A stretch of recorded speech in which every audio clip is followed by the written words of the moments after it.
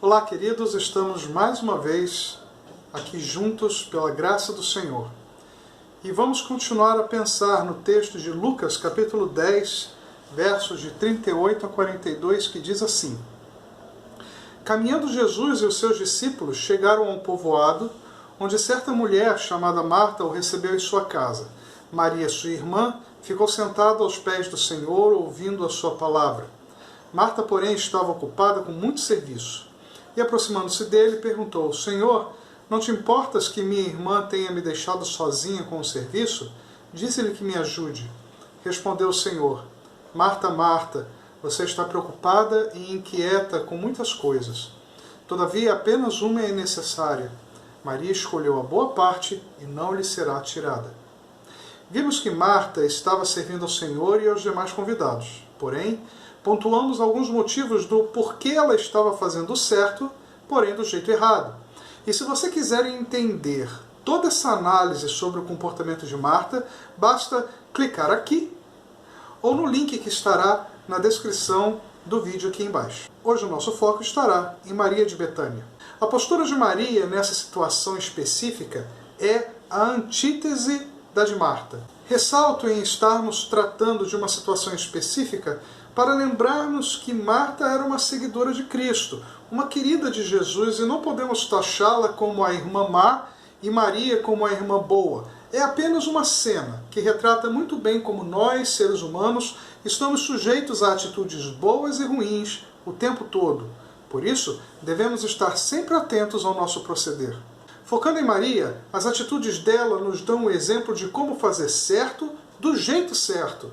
O texto nos diz que, tão logo Jesus entrou, ele começou a ensinar ali naquela casa. E Maria não perde tempo, sentou-se para ouvi-lo. Diz o verso 39, Maria, sua irmã, se referindo a Marta, ficou sentada aos pés do Senhor, ouvindo a sua palavra. Marta foi apanhada por tudo o que dissemos anteriormente. Seu imediatismo, sua ansiedade, seu perfeccionismo, sua ânsia em mostrar resultado e fazer tudo perfeito impediram que ela desfrutasse de momentos tão únicos, tão especiais, que qualquer um de nós gostaria de ter. Pense agora, se Jesus fosse visitar sua casa pessoalmente, uma única vez, qual seria a sua escolha? Você ficaria todo preocupado em fazer um monte de coisas para agradá-lo? Ou aproveitaria essa oportunidade ímpar para parar e ouvi-lo? Isso vai de encontro a tudo quanto fomos ensinados a fazer, pois a prática é recebermos bem aos convidados e estarmos sempre atentos, preocupados se o cafezinho está quente, se o suco está gelado, se há copos, pratos e talheres suficientes para todos, se todos estão bem servidos, se o ambiente está agradável, enfim, tudo porque queremos dar o melhor aos nossos convidados. Mesmo que consigamos arrumar tudo antes, planejar tudo com antecedência, é muito difícil nos desligarmos completamente da responsabilidade de receber bem e servir bem aos nossos queridos. E foi exatamente isso que Maria fez.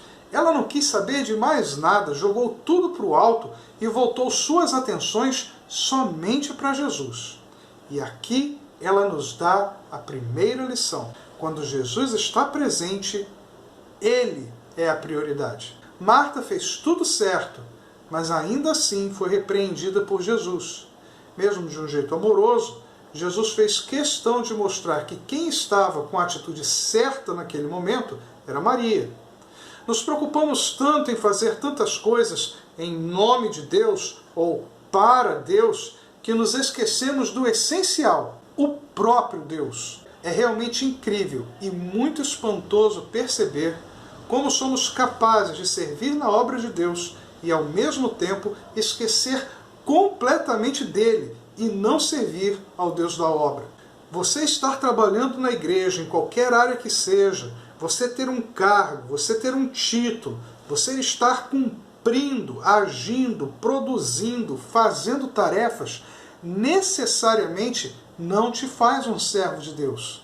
Isso só acontece se Jesus for a prioridade na sua vida, e não o trabalho, não os afazeres. Para que a obra que você faz realmente tenha significado diante de Deus, É preciso lembrar de coisas que alguém pode, num primeiro momento, dizer que não se esquece, mas ainda assim é bom relembrar e avaliar. Em João 12:26, Jesus diz: quem me serve precisa seguir-me, e onde estou, o meu servo também estará. Então, temos que lembrar que precisamos ser seguidores de Jesus, pois só assim ele estará presente onde nós estivermos e no que fizermos. Mas o que é ser um seguidor de Jesus?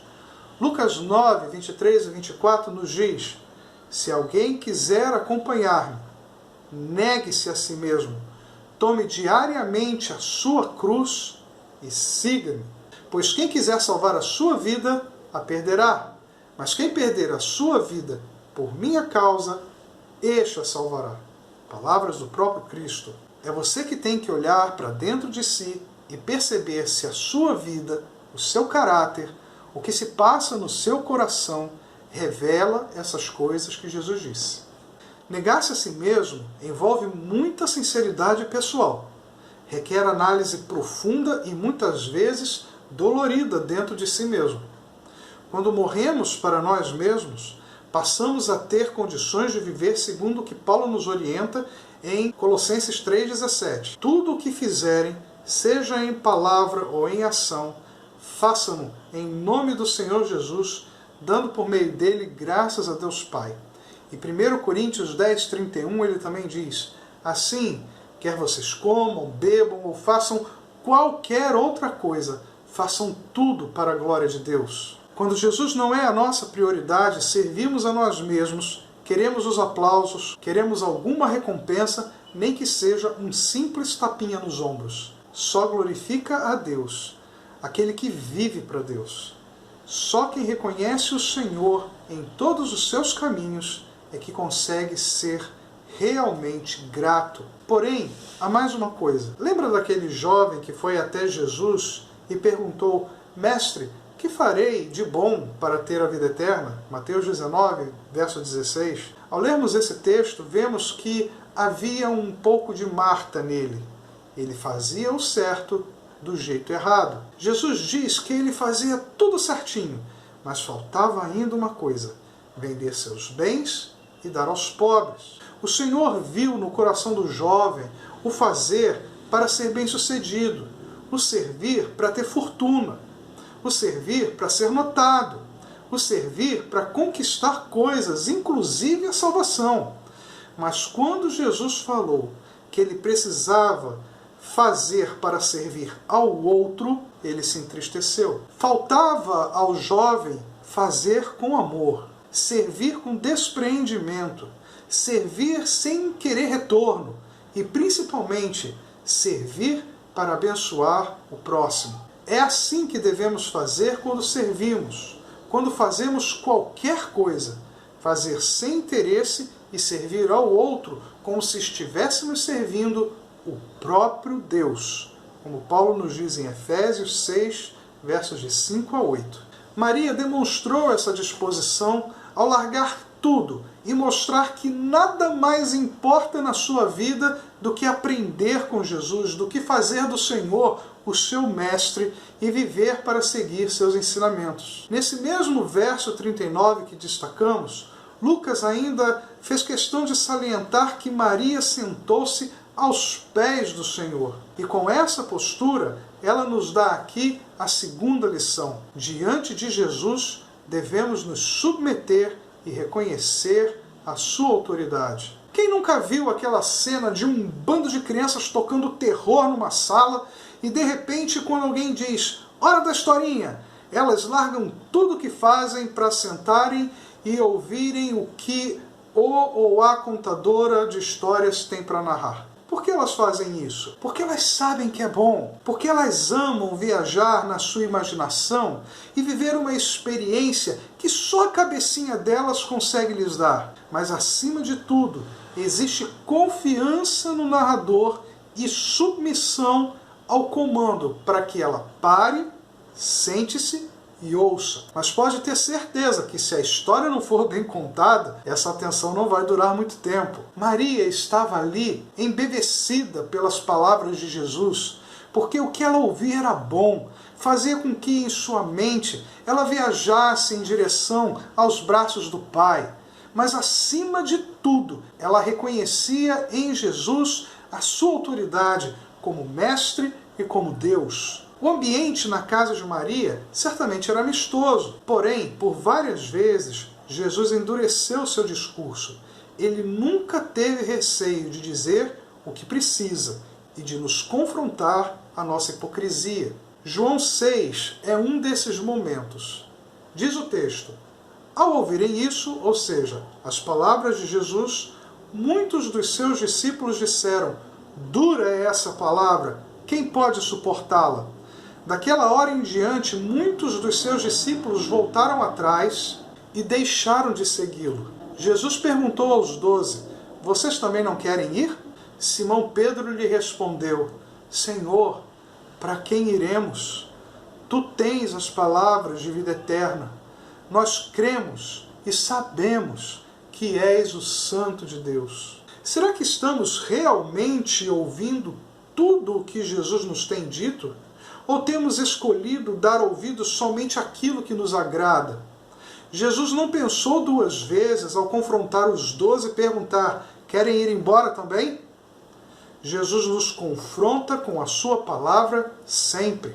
Jesus nos disse que e conhecerão a verdade, e a verdade vos libertará. João 8,32.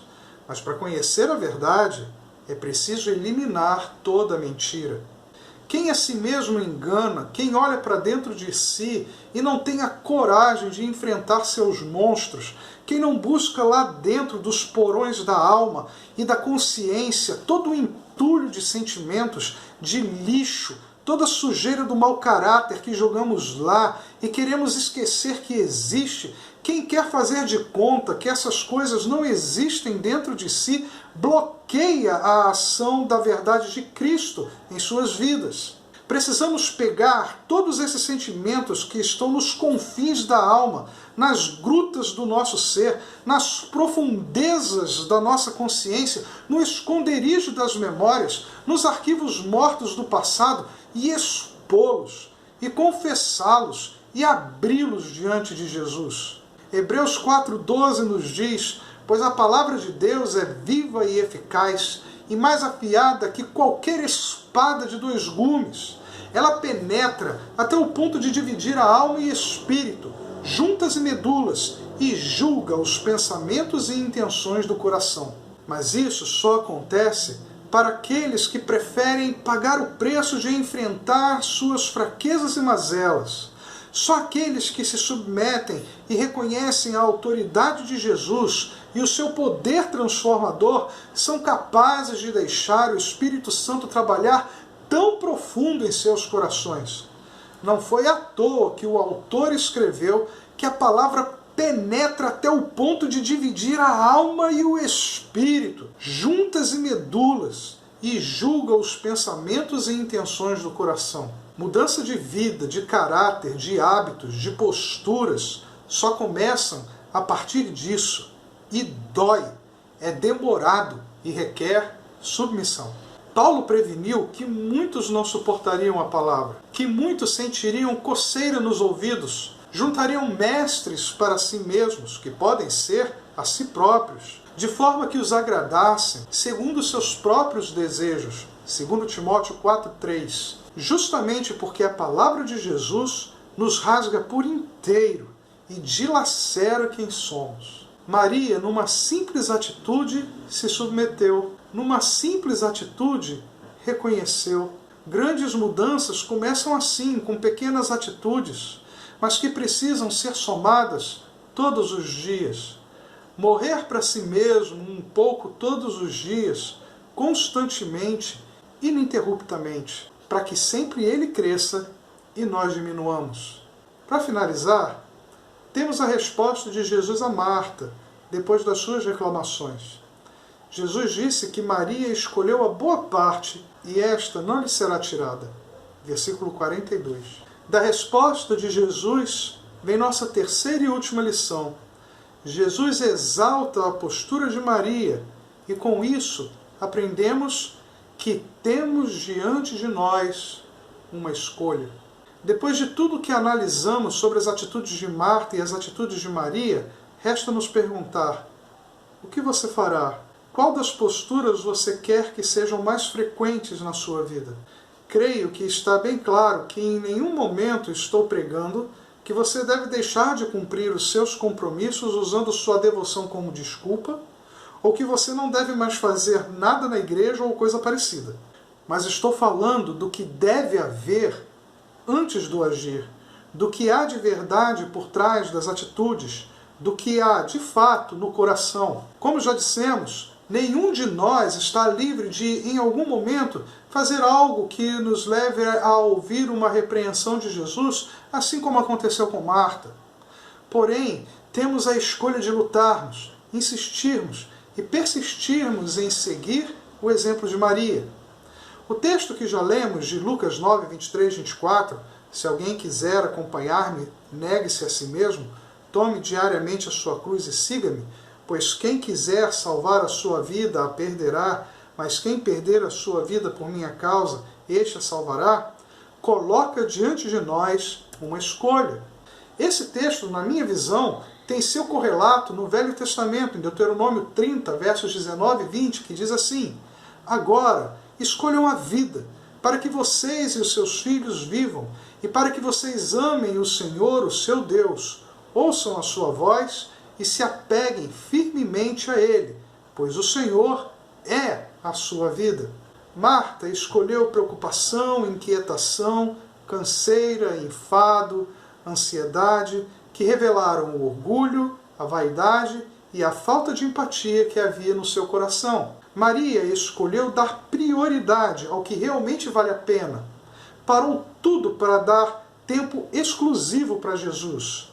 Escolheu ouvi-lo e a se submeter à sua vontade, e assim reconheceu a sua autoridade. Maria escolheu a vida. Maria, nesse simples momento, não deu todos os passos, mas através de um gesto singelo, ela seguiu mais um pouco na busca da cura interior, na busca da paz que só Jesus pode dar, na busca da transformação que só aqueles que estão dispostos a ouvir de verdade e totalmente as palavras de Jesus conseguem alcançar. Sentada ali, Maria aparentemente não fez nada, mas na verdade ela fez muito. Ela fez o certo, do jeito certo. Que essa seja sempre a sua escolha, a nossa escolha. Que tenhamos em Jesus a nossa prioridade, seguindo o Mestre, tomando a nossa cruz e nos negando, abrindo mão de nós mesmos, não nos enganando, mas expondo o nosso ser diante do Senhor, glorificando a Ele em todas as coisas e servindo ao próximo, sem interesse, mas como se estivéssemos servindo diretamente ao Senhor. Que nos submetamos e reconheçamos a autoridade de Jesus, que estejamos dispostos a ouvir tudo o que Jesus tem a nos dizer, e não somente o que nos interessa ou é confortável, para que a verdade de Cristo nos liberte. E por fim, que escolhamos sempre a vida, que haja em nós o esforço, a busca, a luta, a vontade, o empenho de nos aproximarmos tanto de Jesus, ao ponto de nos sentarmos aos seus pés, bem pertinho, colado com Ele, assim como Maria fez. E que o Senhor nos abençoe.